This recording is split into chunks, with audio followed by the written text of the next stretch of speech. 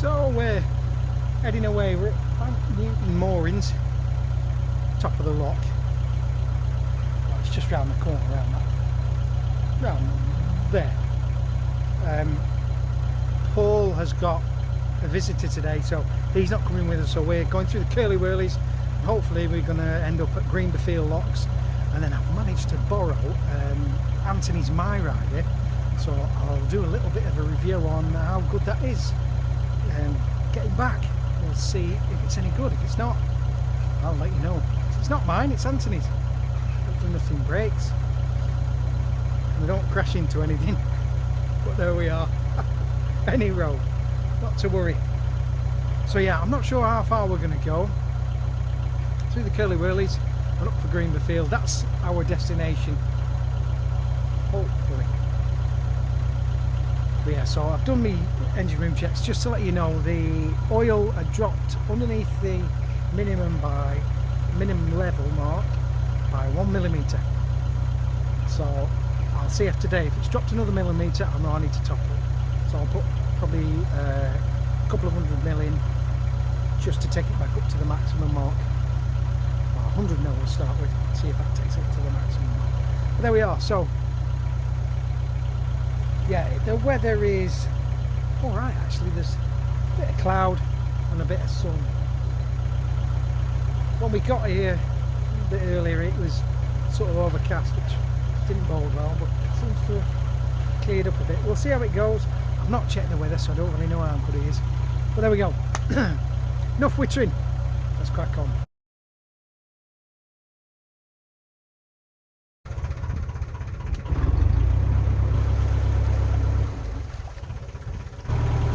That was a bit of a rigmarole. Swans! Swans!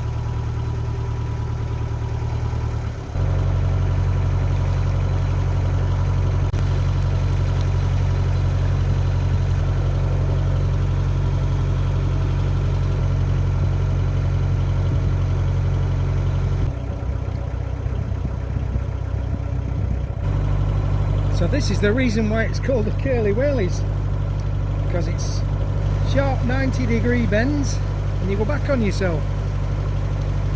Just over to my port side. The canal's over there, not far away. You'll see in a minute.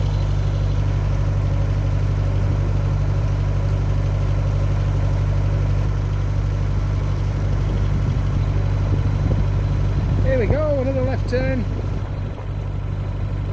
Left turn Clyde. Absolutely stunning views.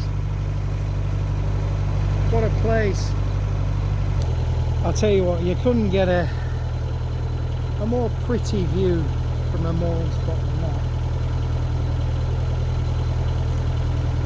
It's absolutely stunning.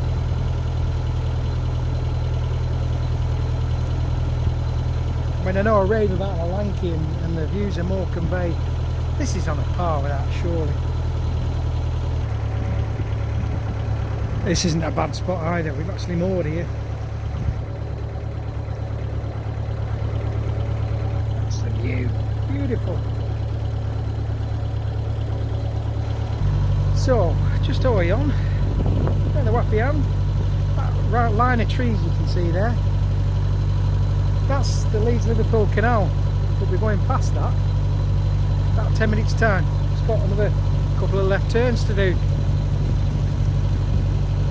When you see boats on there, it actually looks like they're lower down. It's weird.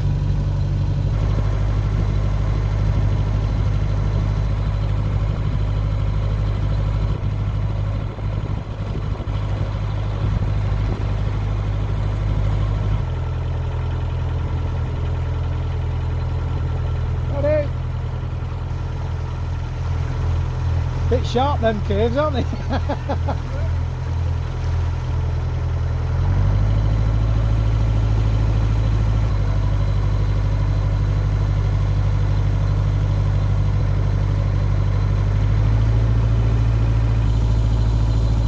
lovely little mooring spot. You can just see those boats over there looking incredibly weird. This would actually be a lovely spot to moor, but for I don't know if you can see it, but just underneath the water line there is a shelf, and it's uneven and it sticks out quite far in places, so you just rub all your blacking off. What a shame though, it's quite a nice spot. But there we are. This is another cracking spot for mooring, but unfortunately there's a lot of overgrowth. You get a few bits where there's some armco put out there, but look at that view. Oh, lovely. Oh.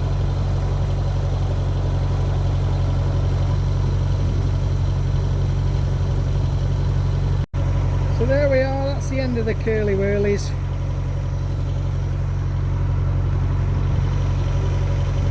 They're back there in the distance.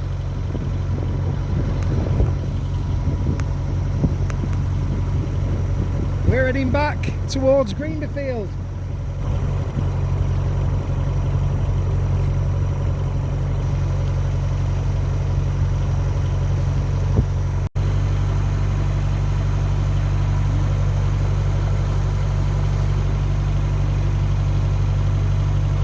You fell over.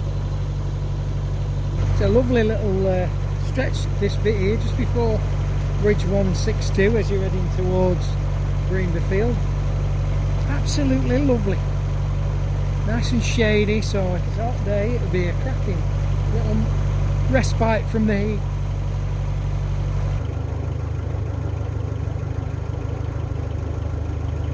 This is East Martin Visitor Moorings. 7 days, but I don't know if there's parking around here, so maybe not the place for us. Not today.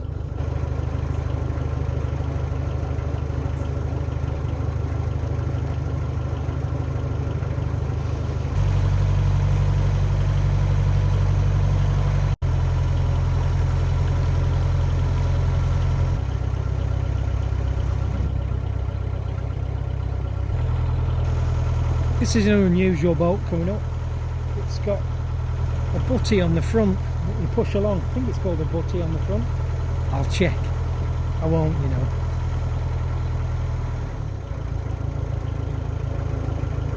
But it just attaches to the front of the boat and you shove it along.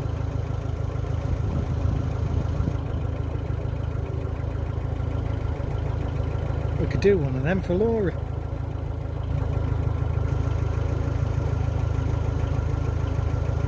Might have said something before, but what's the point in that gate? Under style. Just wander around it. Bloody Clegs are back. Friggin' create nature. We're about halfway through summer now and the weather's been pants. We've had a lot of rain this summer. We've still got some flowers. These ones on the port side, the white ones, they're not cow parsley or elderflower or anything like that, but they look lovely. It's so fluffy, and every now and again you get some purple little flowers that come with it. I know the names of none of these, but it looks lovely. It does, it looks lovely. I'm looking forward to a bit of better weather. We've got holiday coming up which we're going to spend on the boat. I know it seems a bit odd having a holiday on a boat, what you live on, but that's why we bought it. We could cruise somewhere and just enjoy it. So, and the way the Wigan flight is at the moment, we might just have to hightail it down there, get off this section before everything shuts down.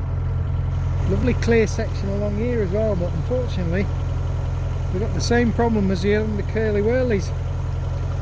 That concrete embankment looks like it just juts out like a little shelf, uneven shelf all the way along, so I'm going to need barge poles to keep away from the side of there.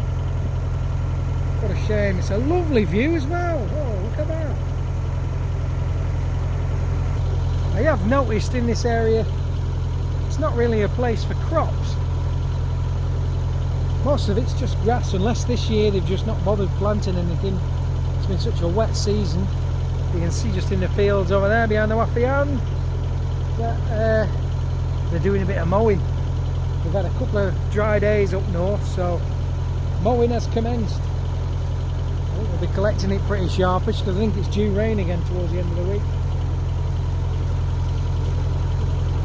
I quite like mowing grass. I don't know why. Ooh, we might get the old, don't know. We might get a nice camera through the tree shot. No, we won't.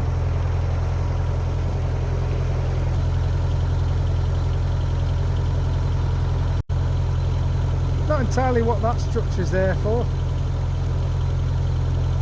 Could have been a sheep pen, something like that. Can't see it being an entrance for anywhere, and there's no remnants of a bridge there either, a swing bridge, so don't know what it's for. Answers on a postcard.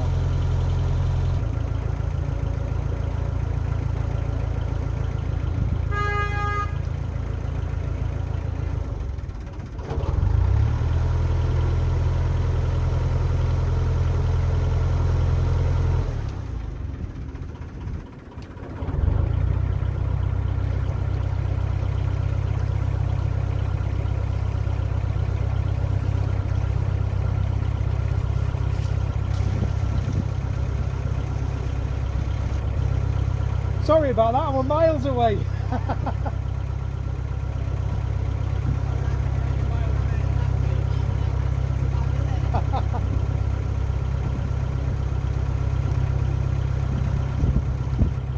Yeah, I was dawdling along and I thought, oh, there's a boat. We got the same thing, probably worse than you. Enjoy, see you later. So there we are. People go on about hire cruisers being a pain in the bum and all that, but do you know what? They were nice. Nothing got bumped, so no harm done. Quite nice to moor here, but again, parking. So just round the corner from that last structure is this one. The gate's on, so maybe it's to let things in and out. Probably use the towpath for moving animals. Well, that's what we're going with anyway. I think we passed this boat a few weeks ago. Maybe it's abandoned. Looks in a bit of a mess. It's a shame though, it's a bonny little thing. Now we could moor round about here, because if I remember rightly, there's a little pathway down to the road on the port side here. But I think we'll risk it for a biscuit to go to Greenberfield locks. Yeah, it is, it's just there. You never know, we might have to come back. Problem with cruising through this bit is you get distracted dead easy. You miss up where you're going because you're too busy looking at the view. Just beyond this edge line is some freshly mown grass, really nice. Straight lines in that field. Not far off now, we've just got probably half a mile or so. And then we'll be at the bottom of Greenberfield locks. Hopefully there's a mooring spot. If not, we're a bit screwed, I'll have to go up the locks. Don't really want to do that on my tug because they're quite big. Fingers crossed there. Well, somebody's left the gate open. Shocking. This is a really cracking spot. Wish there was better mooring.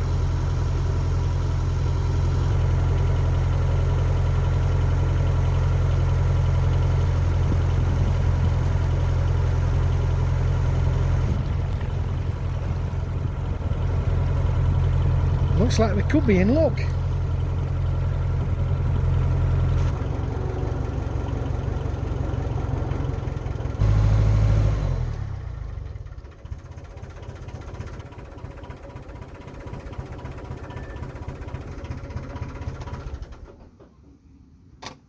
That's the first half of the journey done.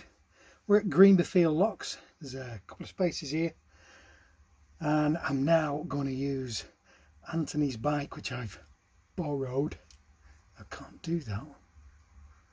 To get back to the car. So what I'll do is when I arrive back at Bank Newton, I can give Paul the bike back and hunky dory. This is the bike I've borrowed. I don't know what make or model it is. Well, I know it's a My Rider, but I don't know what model it is. It's a My Rider 1. Is that the model number? I don't know. I've got to put this thing together. I don't know really how to do that. I don't even know how it works, to be honest.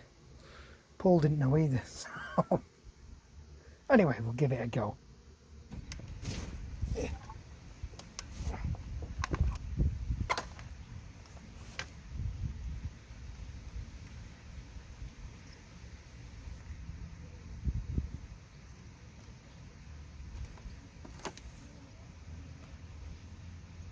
Yeah, it was fairly straightforward to do.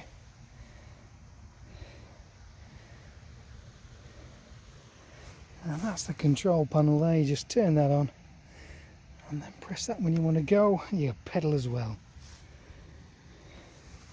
Little kickstand there. Nice little bike.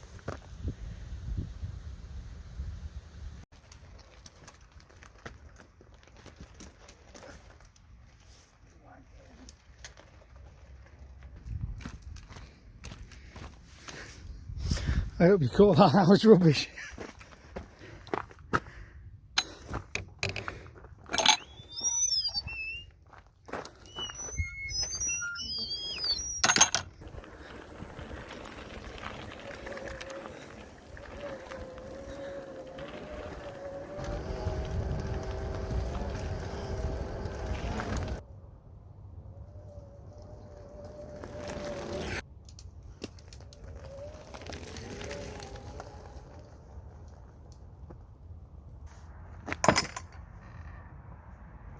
Remember that building thing we saw, enclosure?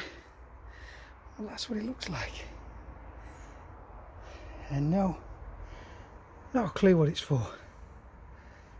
It's old though. Pooer dog's ate something it shouldn't, and now it's struggling to have a pooer thing. I'm not to disturb it too much. It's having a right howl every now and again. Okay, so I'm about 3/4 of the way to my destination, and I just thought I'd stop and just give you my thoughts on the My Rider 1 e-bike.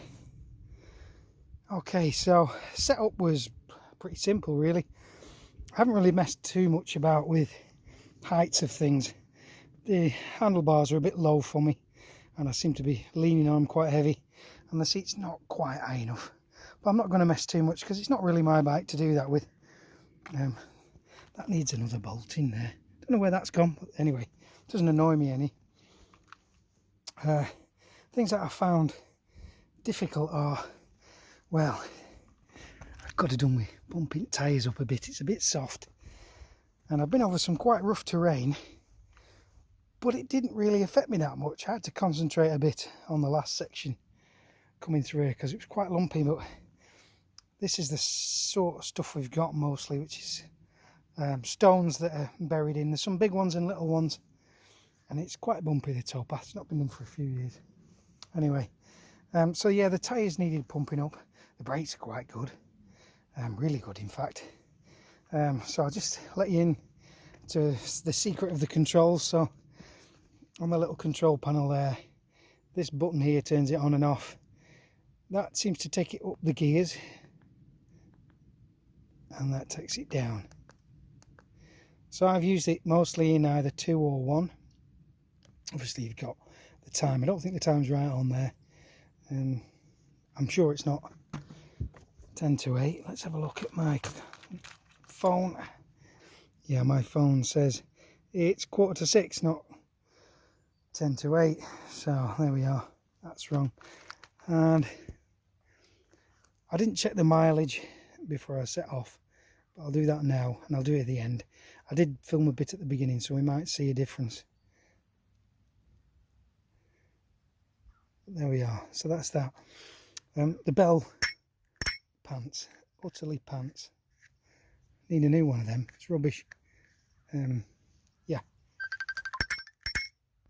So basically what you do is you jump on the bike, you start pedalling, and then the electric motor kicks in and just gives you a little bit of assist on the back wheel. And this little button here can also give you a boost as well if you need it. And what I've also found is when you pull the brakes on ever so slightly, it will cut the motor out completely. So that's pretty good. Good idea. The other thing that I've noticed though is if you start pushing it, sometimes that motor kicks in, and it can kick in when you don't want it to. I was up at the bridge and it kicked in and set off, and I had to pull it round. But other than that, oh, I tell you what else, when you freewheel as well, you can just feel the drag when you're freewheeling of the motor not pushing anymore. And when you start pedaling again, it can take just a millisecond or so.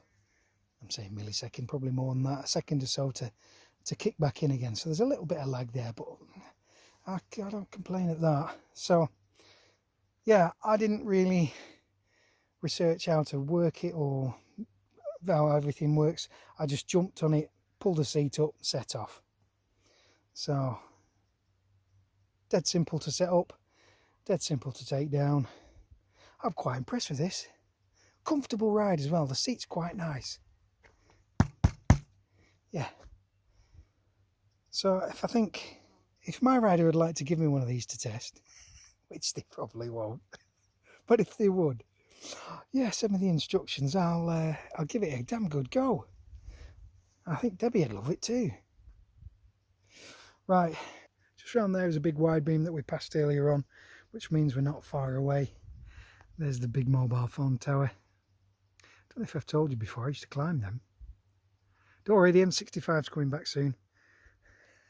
Could obsess over that. Right, I'll get on. There we are. Back at the car.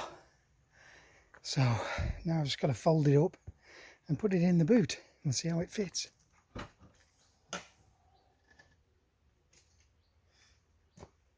Just to show you, we did 232.5 and we used 1 bar of battery.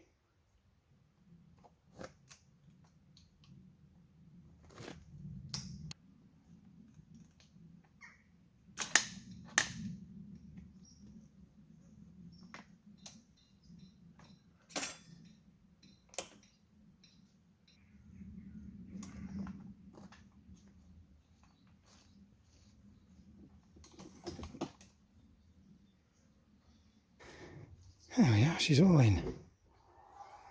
And I think she closes.